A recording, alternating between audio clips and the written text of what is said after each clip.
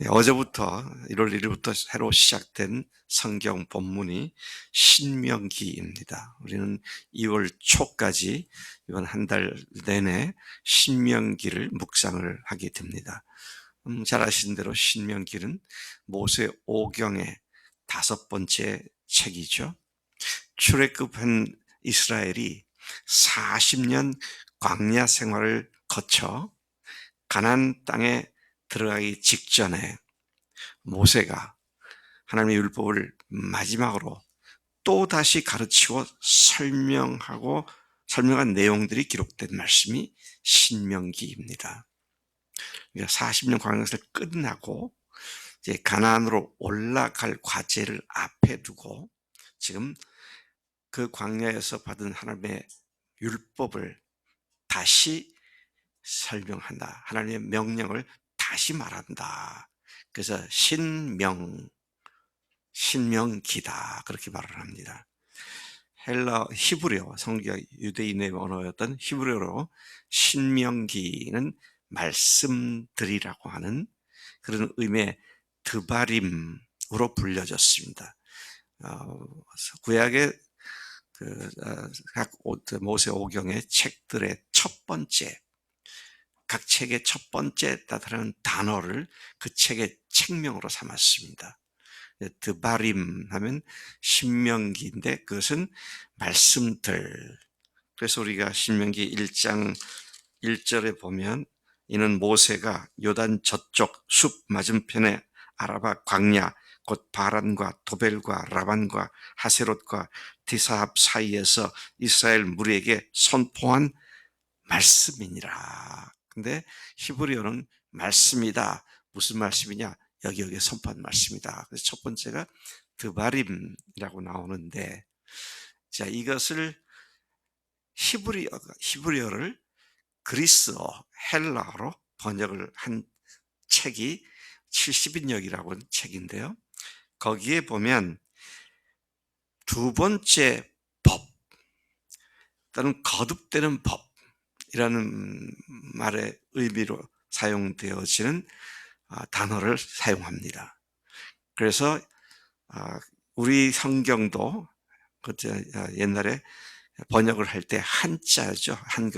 한자로 거듭된 명령이라는 의미의 신명기, 거듭된 명령. 그래서 신은 여기서 지금 거듭되다, 반복되다 그런 말입니다. 그러니까 이걸 납신자라고도 얘기를 하긴 하지만 어떻습니까? 신신당부한다 그런 말이 있죠. 우리의 부사로 신신당부하다. 근데 신신 이게 바로 거듭 말한다 그런 말이죠. 그러니까 신명기 그러면 다시 명령하신 말씀 그렇게 의미를 가지고 신명기라는 단어가 붙여졌습니다. 신명기에서 말씀하시기를 신명기가 말하기를 그러니까 미국에 제가 유학 당시에 어떤 교인이 그러더라고요. 신명기가 누구예요? 그러더라. 신씨가 성씨고 명기가 사람 이름인 줄 알고 신명기가 누구냐고. 그게 아니라 거듭 명령하시는 말씀을 기록한 책이다. 그런 의미가 되는 것입니다. 자, 다시 말하면 이건 모세가 그의 일생의 과업을 마치고 세상을 떠나기 바로 목전에서 그 직전에 다시 하나님의 말씀을 가르치는 내용을 말하고 있는 것입니다. 1장 3절에 보면 어제 말씀인데 이 책이 신명기가 출애굽 후 40년 11월 1일에 모세가 율법을 다시 설명했다고 말해주고 있습니다. 모세가 광야에서 각 지파의 수령들을 리더로 세운 사실과 또 그 백성들을 재판할 때 공의롭게 해야 할 것을 명령한 바 있었음을 상기시켜 주고 있습니다. 오늘 우리가 읽은 19절 이하의 말씀은 그 긴 여정길을 지나 드디어 도착한 요단강 건너편에서 요단강 동편에서 그런 말이죠. 그러니까 그들이 올라갔을 때에는 이스라엘로 직행한 것이 아니라 오늘날 말하면 요르단 쪽으로 우회해서 올라갔죠. 그래서 요단강을 건너 서쪽으로 건너가서 가나안 땅을 정복했는데, 바로 그 동편에 서서 마지막으로 한 말씀들이 오늘 그 말씀이다 하는 것입니다. 자, 그런 과업을 앞에 놓고 19절에 그들의 개인 여행은 하나님의 명령에 따른 것이었고, 그때 모세는 이제 하나님의 말씀대로 올라가서 차지하라, 두려워하지 말라, 주저하지 말라고 그들을 북돋웠고, 또 그들 너희들 모두가 내게 와서, 내가 너희들 올라가서 그렇게 하라고 할 때에 너희들은 내가 와서 정탐꾼들을 보내어 그 땅을 정탐하고 어느 길로 어느 성읍으로 들어가야 할지를 우리에게 알게 하자. 너희들이 그때 나에게 그렇게 말하지 않았느냐. 40년 전 얘기입니다. 그렇게 했는데 나도 그 말을 좋게 여겨서 각 지파에게 한 명씩 12를 택해서 정탐꾼들을 보냈었다. 그런데 24절에 보니까 정탐을 마치고 돌아온 그들은 그 땅의 아름다운 열매를 가지고 돌아와 말하기를 우리 하나님 여호와께서 우리에게 주시는 땅이 좋더라. 참 좋은 땅이다. 참 과연 젖과 꿀이 흐르는 땅입니다. 오늘 여기 신명기에서는 이렇게 말하고 있지만 또 출애굽기 이후에 쭉 보면 더 분명하게 얘기하기를 그것은 젖과 꿀이 흐르는 땅이다. 과연 참으로 아름다운 땅이다. 이제 그렇게 보고를 하죠. 네.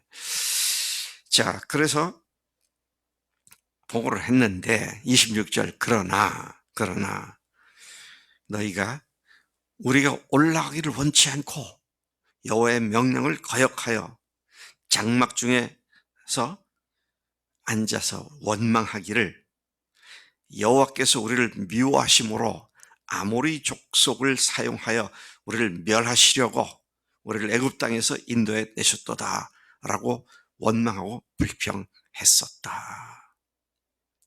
참 기가 막힌 말씀입니다. 가보니 좋거든요. 와, 참 좋다.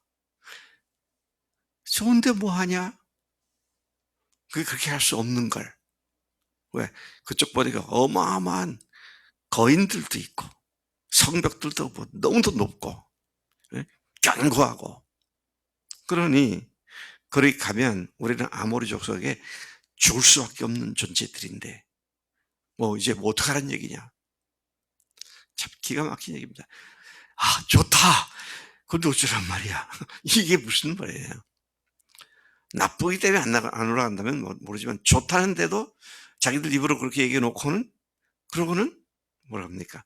아이고야, 이젠 죽었다. 거기 하나님께서 원망하는 건 참 놀랍습니다. 애굽에서 우리를 불러낸 이유가 하나님께서 우리를 미워해서 아모리 족속의 손에 우리를 멸망시키기 위해서 이렇게까지 인도하셨다. 이렇게 단정적으로 이야기하고 있는 것을 보게 됩니다. 뭐, 그런 생각들을 종종 합니다. 예수님을 십자가와 부활로 예수님이 구원받으니까 너무 좋다. 할렐루야, 하나님 감사합니다. 그러면 이제 복음에 합당한 삶을 살아라. 그러면 그렇게 못 살겠는데. 똑같아요. 그러니까 인간이라는 게 말이죠. 그러니까 내가 좋은 것만 골라서 택하려고 합니다.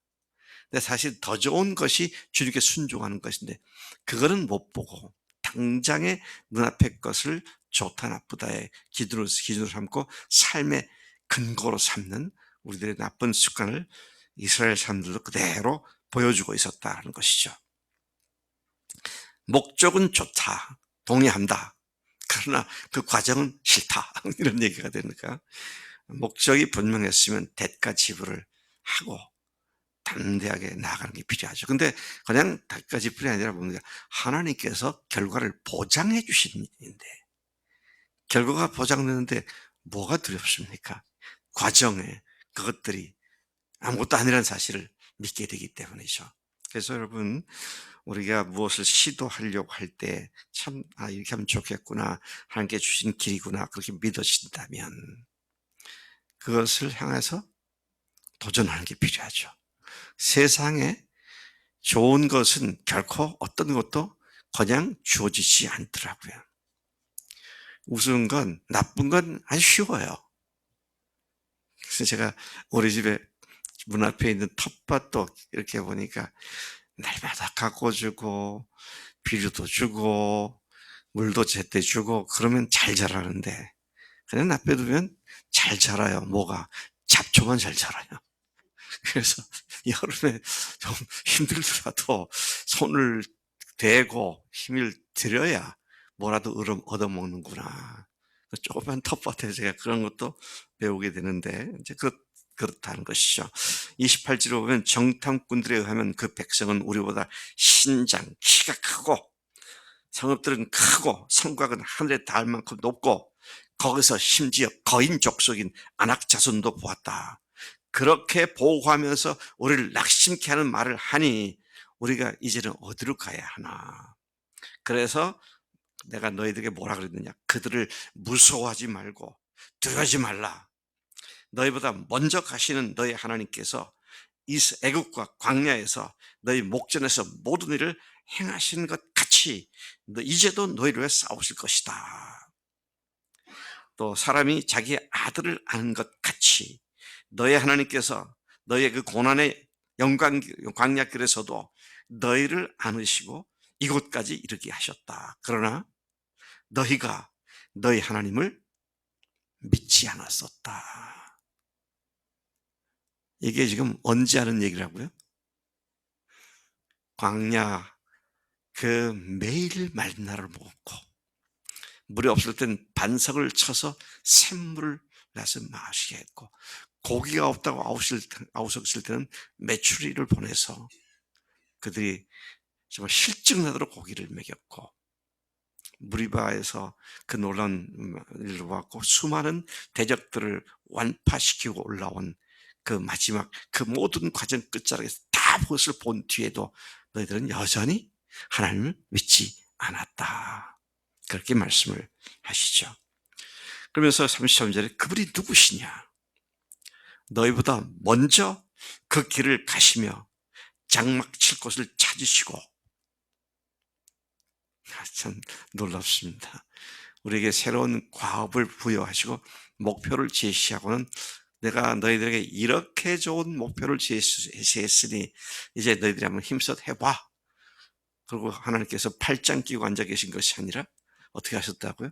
먼저 그 길을 가시고 어디에다가 그들이 장막을 치고 거주를 해야 할지 그걸 부지런히 찾아서 너희들 안내하셨던 하나님이 아니시냐. 뿐만 아니라 40년간 밤에는 불로 낮에는 구름으로 너희 갈 길을 지시하신 분이 아니시더냐. 그런 하나님을 너희들은 믿지 않았다. 그렇게 말씀하시죠.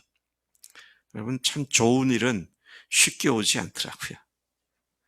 하나님께서 근데 그 앞서 먼저 우리가 어디로 가야 할지 어디에 우리가 장막 말뚝을 받고 거주해야 할지 그걸 하나님이 먼저 앞서 가서 찾으신다는 것이죠. 특별히 우리가 이제 새로운 일을 시작할 때 정말 주님 앞에서 나보다 먼저 행하시는 하나님 주님께서 인도하실 줄 믿습니다. 이렇게 하나님을 믿고 담대히 나가면 거칠 것이 없고 하나님께서 주시는 용기로 능히 감당하게 되실 줄로 믿습니다. 크게 다시 말씀드리면 하나님은 우리를 죄에서 구원하셨습니다. 왜 구원하셨습니까? 주님의 교회를 세우시기 위해서입니다. 그 교회가 어떤 곳입니까?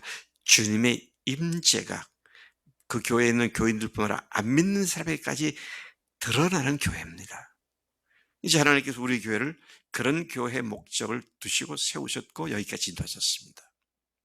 그래서 그렇게 하려면 어떻게 합니까?